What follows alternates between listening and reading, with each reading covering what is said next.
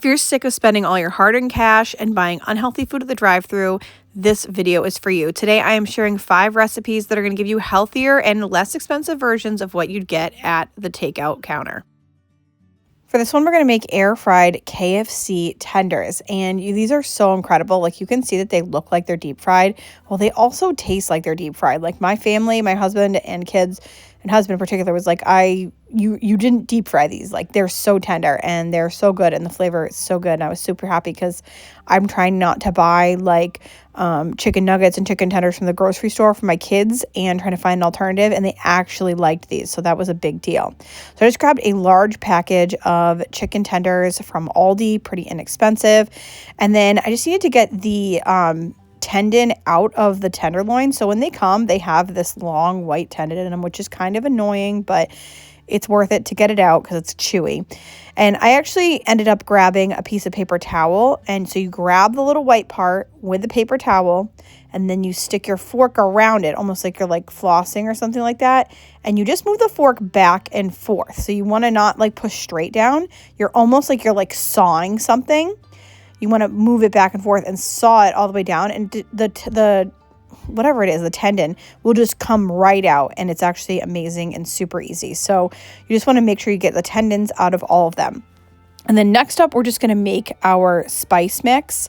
So you need a half a teaspoon of salt, a tablespoon of celery salt, 2 teaspoons of garlic powder, a half a teaspoon of dried thyme, a half a teaspoon of dried basil, a half a teaspoon of oregano, a half a teaspoon of black pepper, a tablespoon of mustard powder, 2 tablespoons of paprika, just like plain paprika, a teaspoon of ground ginger.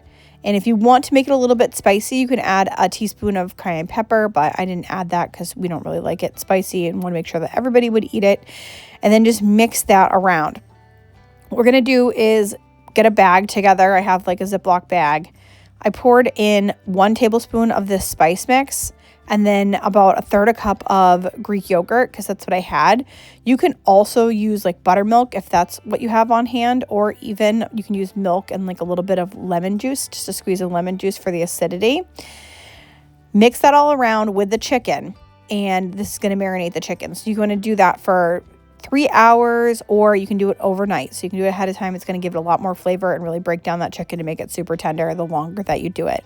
Also, those green bag holders are my absolute favorite. I use them in a ton of videos. I'm using them all the time in my kitchen.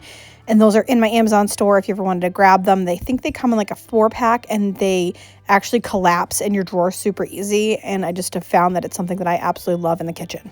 And so once those tenders are marinated and you're ready to go, you want to use a large bowl and put 1 cup of flour and then 1 cup of breadcrumbs. You can use panko or regular. In this case, I just used regular crumbled breadcrumbs. I think that had a little bit of panko mixed in, and that worked out fine.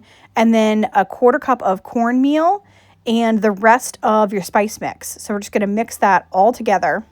And then I've got another bag set up, and I'm going to put half of this mixture inside that bag. And then we're also going to put half of the marinated chicken tenders in there. And then I actually just blew inside of it because you want to make sure that there's a lot of air trapped in there. So whatever way that you want to get air trapped in, I've seen people use like a straw before too. But I was able to just make a little hole and just like kind of blow into it like a balloon. And it blew up. And that helps the chicken get like fully coated when you shake it up. Kind of like you would do with like shake and bake, right? And then I was really reckless and just grabbed my chicken tenders out of the bag and put them right into my air fryer basket. And it got like whatever the coating was everywhere. So maybe put something down like a mat or a cutting board or something so you don't get stuff everywhere, or just be reckless like I am. It's totally fine. And then once you put them on there, you actually want to spray them with either olive oil or cooking spray. I had some olive oil that I sprayed onto mine, and that is what makes them like turn to like that golden color. So if you don't spray them, they're going to end up with like this white color. So they definitely need oil sprayed on top of them, which is why I did olive oil, because I think it's a healthier oil, but you can use whatever that you would like. And so I air fried mine at 400 degrees for 12 minutes and then flipped them over and then sprayed them with oil on the other side. So you want to make sure they're fully covered. See that white stuff? That's the part that didn't get covered in oil. So the better of like a spray bottle you have, the better you're going to get coverage. I only had I didn't have like a aerosol spray bottle, so it took me a little bit more work to kind of get mine covered, but you definitely want to cover that up. And they turn out so amazing and crispy. And in the meantime, I ended up doing the exact same thing with the second batch, so I did have to do these in 2 batches. So I cooked them for 8 to 10 more minutes after I flipped them after the 12 minutes. So it's about 20 to 22 minutes fully cooking at 400 degrees in the air fryer. And they were crispy as can be, juicy as can be. They were amazing. And we just served them with a bunch of different dipping sauces. Like I did some barbecue. My kids just had ketchup because they're boring. Actually, my middle son likes buffalo sauce, so he did some buffalo sauce. But you can do whatever you want. This was like a mixture of like sriracha and like a zesty ranch sauce. It was phenomenal. So whatever works for you, it is so good. Next up, we're making homemade InNOut Burgers. And actually, I live in New England, so I've actually never been to an InNOut Burger, but I think I'd like to try it after trying this recipe because this is absolutely phenomenal. And we're also going to make some homemade French fries. So I just started with 3 large russet potatoes and peeled them. And then you just want to slice them into French fry sizes, right? I like to make mine, you know, like that fast food thin McDonald's size. So I just sliced my potatoes in half and then in half again and into what would be the like thickness of a French fry. And then slice them, you know, down the middle. And, you know, how we get into like the little matchsticks, right? These little pieces.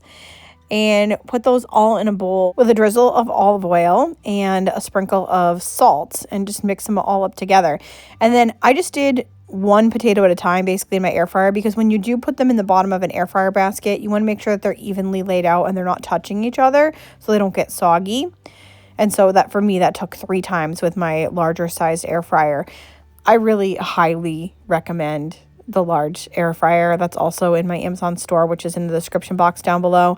But if you are considering some, you know, healthier cooking, you maybe even if you, especially if you already have like a toaster oven on your counter, it's a little bit larger than a toaster oven, but it works as both. So you can kind of replace the toaster oven and put that in, and you can really eat some foods that maybe would normally need to be deep fried and don't need to be in the air fryer, and they really do truly turn out crispy. And I just like this larger version because I can cook more at once. So we want to air fry these at 400 degrees for 18 minutes, flipping about halfway through, and they turn out crispy. I ended up putting mine in the oven on warm once they were done so that I could do all 3 batches. And then in the meantime, I'm making up the InNOut Burgers. So you want to start by making the sauce. This is a healthier version of what would be their sauce. We're using 2 tablespoons of, I'm using avocado mayo. You could also use like a light mayo. And then 2 tablespoons of plain non-fat Greek yogurt, 1 tablespoon of ketchup, and a tablespoon of sweet pickle relish. And you could even just dice up little pickles and add that in, and that would probably work too. So you can kind of work with what you have on hand, save money, and make this really yummy, healthier sauce. And they're just going to finely chop an onion and start cooking that on the oven over medium-high heat. You can use a drizzle of olive oil or spray some oil on the pan. And then as you are cooking this, you want to cook it stirring frequently for like 8 to 10 minutes until they get like golden brown. I found that I needed to add some water in to kind of help it cook down a little bit faster. So if you feel like it's kind of absorbing the water and you want to, you know, make sure that it stays, you know, doesn't burn, go ahead and just add a tablespoon of water each time that you need to. And I find that it helps cook onions really quickly. And then while the onions were cooking, I just got our patties ready. So I've got a pound of ground beef here. We're going to break this into 8 patties. But first, I'm just going to season the beef with salt, pepper, and garlic powder. And then you break into 8 portions. And they're going to be super thin patties because the only way you can make patties out of 8 portions, like 1/8 of a pound, is to make them super thin. And just be careful not to kind of overwork that meat. Like mush it up as much as you need to, but no more. You don't want to like just get your hands in there for no reason and work it until it's like all combined. You actually want it to kind of be separate a little bit and just make those really flat patties with all 8 1/8 pound portions. And at this point, you know, continue working with those French fries. If you're making those at the same time, just keep moving new ones in there and putting the other ones in the oven. Then you just want to take the onions and take them off the stove. And then we just put the patties right onto that medium-high heat pan that had the onions in it to get all that flavor in there.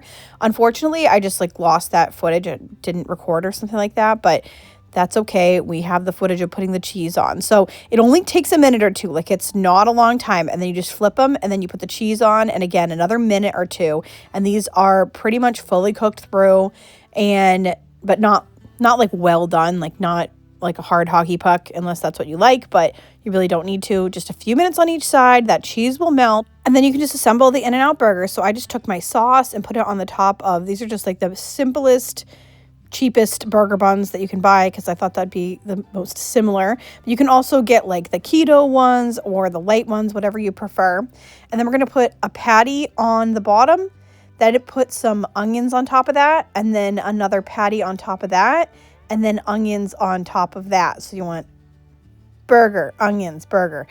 And then we're going to top that with lettuce and tomato, and it was perfect. Served it with the French fries. It felt like a fast food meal. This is especially nice for the wintertime when you don't necessarily want to grill. I love the 2 layers of burgers that are thin. It was so juicy, so delicious. Better than the drive-thru, healthier, and I mean, you have to try this. I 10 out of 10 recommend.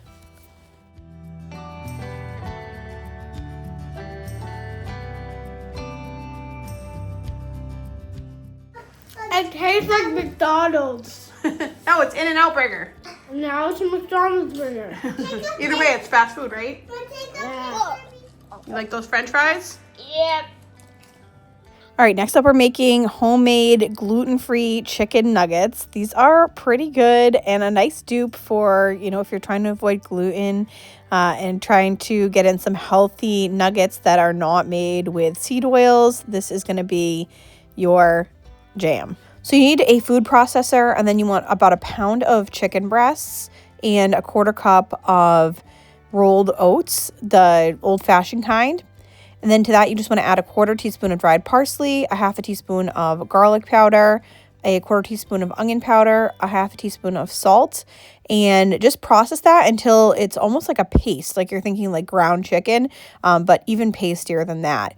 And then I just used a cookie scoop to make sure that they're kind of uniformly the same size, about a tablespoon, and then just made the patties or made those balls into like what would be like a McDonald's, chicken McNugget shape, and then put that into a mixture of 3/4 cup of panko breadcrumbs. I use gluten-free, and a tablespoon of grated Parmesan cheese. And the only thing that I might do differently is, like you saw when I first showed you the nuggets, they were like a little bit crispy on the outside, like they had bigger pieces. I might even just process the panko breadcrumbs into like a finer crumb so that they weren't like as big of pieces. They still tasted delicious and I thought they were totally fine, but if you want them to kind of look more like you would find at McDonald's or something like that, you could process that ahead of time. And so then I just placed that on a baking sheet, and you want to bake these at 375 degrees for 12 to 15 minutes until they're golden. So it's going to kind of depend on your oven. I think mine were about 13 minutes. And if you want to make them extra brown, you can put them under the broiler after. But these are great. They freeze really well. They're really good to kind of make ahead for your kids. And then you can just put them in the microwave or in the air fryer to heat them up. And dip them in whatever you like. So it's a perfect way to have that fast food nugget at home and without all of the nasty ingredients. Okay, so we are going to make Big Mac bowls, or Big Mac in a bowl, something like that, tonight. I've got this 1/2 onion from something from last week, so it's a perfect opportunity to use it. We're gonna just chop it really small. We're also gonna dice up some tomatoes. I've got, it's like what's left over of some pickles, and I'm gonna chop these up and shred some cheddar cheese. And while all of this is happening, we're gonna be browning ground beef in a pan. We're just gonna brown it with salt and pepper. I'm gonna slice up some lettuce. Now you could use iceberg, but I ended up buying romaine just because I like it better. And then we're gonna assemble our bowls. Just romaine lettuce, top it with all the toppings that you like. I like everything on mine. And I'm gonna use just a regular Thousand Island dressing, but you can make up your own Big Mac sauce. I'll make sure to put a recipe for that in the description box. These were so good. I highly recommend giving them a shot. Pretty much anything with the name Big Mac in the name is going to be delicious. And the kids loved them too. Tommy even said, he's like, next time I go to McDonald's, I'm getting a Big Mac. He's finally understanding what a Big Mac is, but quite good and also pretty healthy. If you love copycat videos like this, make sure to like this video and subscribe, and then click on this next video to watch more copycat recipes.